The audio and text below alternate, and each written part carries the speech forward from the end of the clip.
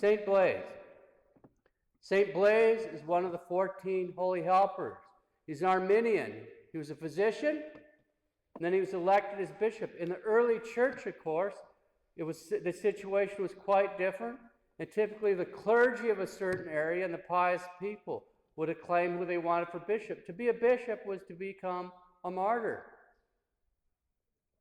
They were choosing their father to be a martyr, and that's how it generally worked for the first 3 centuries.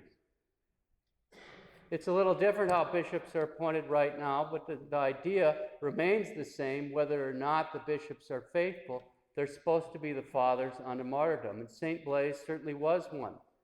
Persecution broke out. At the urging of his people, he left town and he was living in a cave. But the prefect, sending out soldiers to search for him, the search party found him. So he was hauled in. Whilst he was being jailed, many people came to visit him.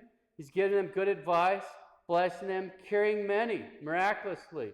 And of course, the reason he's a patron of throat diseases is because of an incident that happened then. A woman brought her child who had got a fishbone stuck in his throat, and Saint Blaise blessed him, and the child was all right. So he's hauled in before the prefect.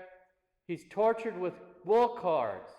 Now, wool cards, for those of you that have never carded wool, would be a horrible thing to be tortured with. It's like, basically, it's like a little, you have a handle on it. If you ever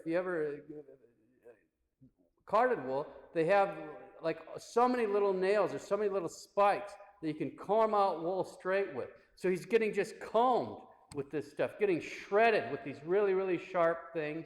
He doesn't give in because of that. And then finally he has his head cut off when he's martyred on this day in 316. If you, this is off the top of my head, but if you look at the image of the Last Judgment painted by Michelangelo, you can pick out Saint Blaise because he's got the wool cards with him, the instruments by which he was tortured. That's just a little bit on Saint Blaise. But today, pray to Blaise. Pray for fidelity. I say this a lot because it's so necessary. We live in a time when people are just falling away from the faith. They're giving up like so many dried leaves and just falling away. Pray for fidelity unto death.